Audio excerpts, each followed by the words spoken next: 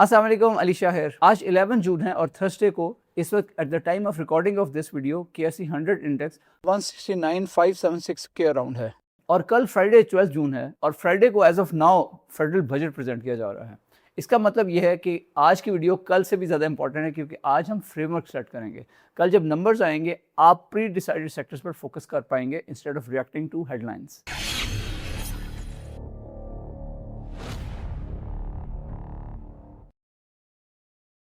मैं आप सबका शुक्रिया अदा करता हूं कि आपने हमें सब्सक्राइब किया और हमारी वीडियोस को आप देखते हैं और हमें कमेंट्स में अपनी राय से भी ज़रूर आगाह करते हैं। तो प्लीज़ जारी रखें और शेयर करते रहें जो भी आपके गिरदोनवा में लोग हैं जिनको अच्छी इन्वेस्टिंग टिप्स चाहिए ताकि वो भी इवेंचुअली फाइनेंशियल फ्रीडम हासिल कर सकें अच्छी इन्वेस्टमेंट्स के थ्रू।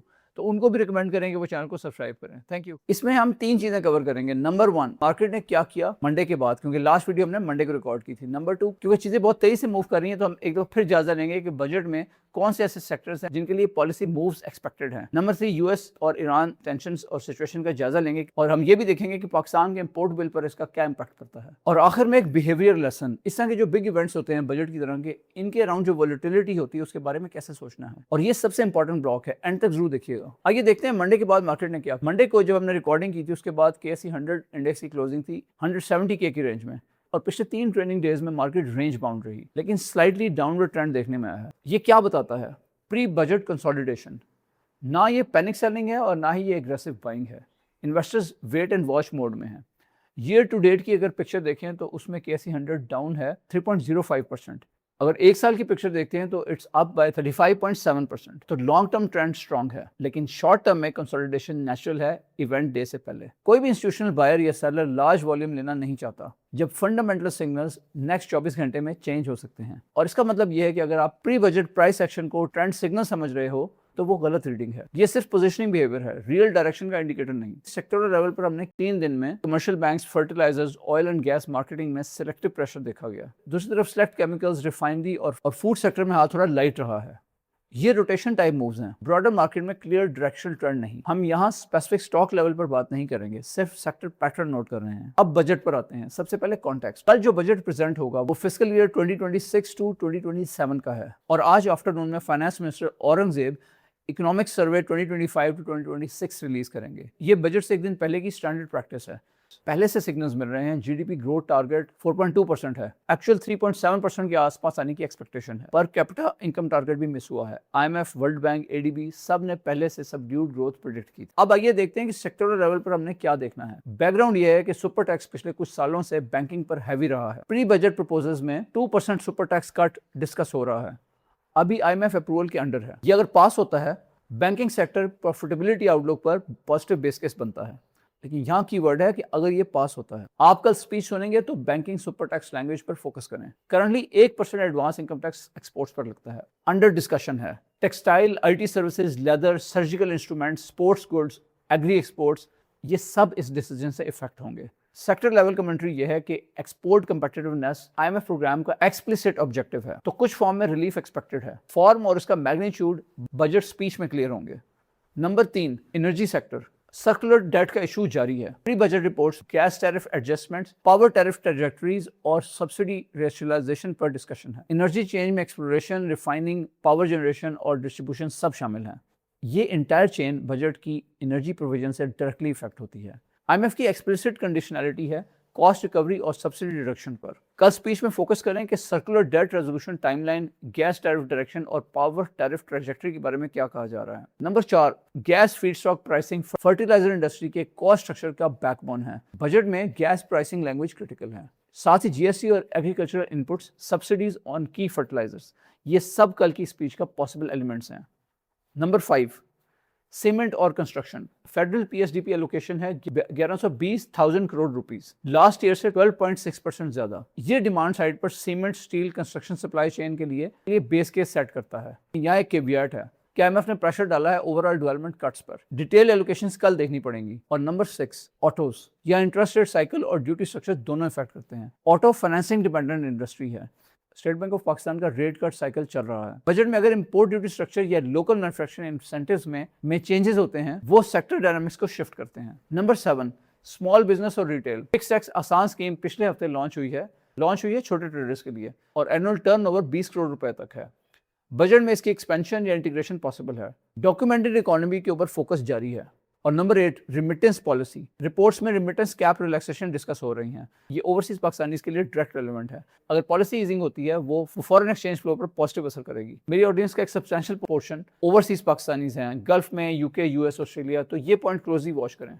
आखिरी ब्लॉक, फिस्कल अरिथमेटिक। सेंटर और प्रोविंसेस के दरमियान अरेंजमेंट ये है कि प्रोविंशियल शेयर्स फ्रोजन रहेंगे करंट ईयर की पोजीशन पर। Additional FBR collection federal centre अपने पास रखेगा। ये फिस्कल स्पेस 13 लाख करोड़ से 17 लाख करोड़ तक का एस्टिमेट है। बलूचिस्तान और खैबर पख्तूनख्वा ये डील में अभी तक नहीं है। ये पॉलिटिकल टेंशन कैरी कर सकती है आगे।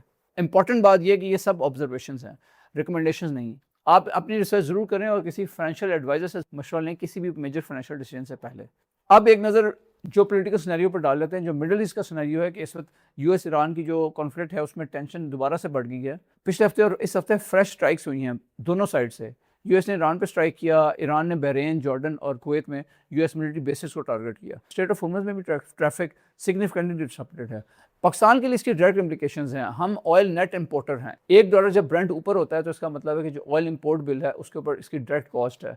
इसका 3 चैनल पर इफेक्ट होता है। पहला, करंट अकाउंट डेफिसिट प्रेशर बढ़ता है। दूसरा, इन्फ्लेशन प्रेशर आता है क्योंकि fuel prices economy wide pass through होती हैं। तीसरा, फॉरेक्स रेट प्रेशर आता है क्योंकि इंपोर्ट बिल बढ़ जाता है और डॉलर डिमांड बढ़ती है। ये तीनों channels government, state bank of Pakistan और कंज्यूमर लेवल पर फीड करते हैं। इसका मतलब अगर ब्रेंट यहाँ से 95 या 100 से सेंड करता है तो फिस्कल और मॉनेटरी पॉलिसी डिसीजन दोनों इफेक्ट हो सकते हैं। लेकिन अगर हॉर्मुज़ ट्रैफिक नॉर्मलाइज होती है और कोई सीज फायर फ्रेमवर्क बनता है, जो कि बातचीत जारी है लेकिन अभी तक कोई बातचीत किसी नतीजे पर नहीं पहुंच पा रही, तो ब्रेंट अनवाइंड हो सकता है, $70 पर आ सकता है। हम कोई प्रोडक्शन नहीं दे रहे हैं, हम ऑप्शनैलिटी दिखा रहे हैं। रियलिस्टिकली ऑयल प्राइस नेक्स्ट 3 महीने में कहीं भी जा सकती है। तो नेक्स्ट 3 महीनों में ऑयल की डायरेक्शन कोई भी हो सकता है। आपकी पोर्टफोलियो थिंकिंग इस रेंज के साथ कंसिस्टेंट होनी चाहिए। सिंगल पॉइंट एस्टिमेट्स पर डिसीजन बनाना ऐसे एनवायरनमेंट में रिस्की है। अब सबसे इंपॉर्टेंट ब्लॉक, इवेंट डे के ऊपर वॉलेटिलिटी के बारे में कैसे सोचना है। कल बजट है, आप सोशल मीडिया पर देख रहे होंगे कि हर एनालिस्ट 3 बजे के बाद कोई लाइव वीडियो करेगा, हेडलाइंस फ्लड करेंगे, एक्स के ऊपर भी बहुत सारी ट्रैफिक आ रही होगी, व्हाट्सएप ग्रुप्स में भी बातचीत चल रही होगी और हर कोई ये बता रहा होगा कि मार्केट कल ऊपर जाएगी या नीचे। ये सब नॉइज़ है। रियलिटी ये है कि इवेंट डे पर 3 किस्म के प्राइस सेक्शंस होते हैं। नंबर 1, इमीडिएट रिएक्शन पहले घंटे में, और ये अक्सर इमोशनल होता है और अक्सर अगले दिन रिवर्स भी हो जाता है। नंबर 2, सेक्टोरल रोटेशन अगले 3 से 5 दिनों में, यहाँ से रियल सिग्नल मिलते हैं। नंबर 3, फंडामेंटल री रेटिंग हफ्तों में या महीनों में डेवलप होती है जब एक्चुअल पॉलिसी इंप्लीमेंटेशन स्टार्ट हो। याद रखें, जो कल प्रेजेंट किया जा रहा है वो बजट है, उसकी जो अप्रूवल होनी है वो उसमें कुछ हफ्ते लगते हैं। 90% रिटेल इन्वेस्टर, जो मैंने पॉइंट नंबर 1 बोला है, उस पर रिएक्ट करते हैं, यानी उसी दिन की जो खबरें आ रही होती हैं और उसके साथ साथ जो मार्केट वॉलेटिलिटी शो कर रही होती है, और उसमें से 80% रिएक्शन गलत साबित होते हैं। तो क्या करना है? पहला प्रिंसिपल, प्री इवेंट पोजिशनिंग पर फोकस करें, पोस्ट इवेंट रिएक्शन पर नहीं। अगर आपने पहले से सेक्टोरल एक्सपोजर डिसाइड किया हुआ है based on long term thesis, कल का इवेंट सिर्फ एंट्री टाइमिंग को स्लाइटली शिफ्ट कर सकता है, आपका कोर व्यू नहीं बदलेगा। सेकंड प्रिंसिपल, इवेंट के इमीडिएटली बाद लार्ज एलोकेशन से अवॉइड करें, 3 से 5 दिन तक वेट करें। पहले घंटे की जो प्राइस एक्शन होती है वो सिर्फ नी जर्क रिएक्शन होता है। तीसरा प्रिंसिपल, सेक्टर लेवल पर सोचें, स्टॉक स्पेसिफिक बेट्स नहीं। बजट ब्रॉड पॉलिसी इवेंट है, इसका इंपैक्ट इंटायर सेक्टर्स पर होता है। सिंगल स्टॉक्स पर बेट इवेंट के अराउंड आपको अननेसेसरी रिस्क देती है। सेक्टर लेवल पर डाइवर्सिफिकेशन एम्बेडेड है। चौथा प्रिंसिपल, और ये सबसे इंपॉर्टेंट है, आपका ओरिजिनल इन्वेस्टमेंट प्लान क्या था इवेंट दिन से पहले? अगर वो प्लान 3 से 5 साल होराइजन पर बेस्ड था, सिर्फ एक दिन की बजट स्पीच आपके प्लान को बदलने की वजह नहीं होनी चाहिए। प्लान तब बदलना चाहिए जब फंडामेंटल स्ट्रक्चर शिफ्ट होता है। अब एक पर्सनल डिस्क्लोजर, ये रिकमेंडेशन नहीं है, मैं कल बजट स्पीच सुनूंगा लेकिन कोई मेजर पोजीशन शिफ्ट नहीं करूंगा।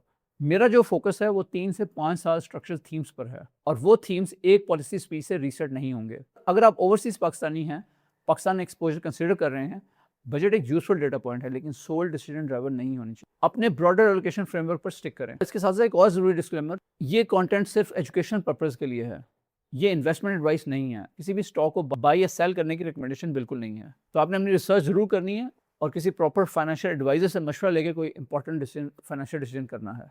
अगर ये वीडियो वैल्यूएबल लगी तो इसे लाइक करें, अगर चैनल को सब्सक्राइब नहीं किया तो जरूर सब्सक्राइब करें और अपने दोस्तों के साथ भी शेयर करें।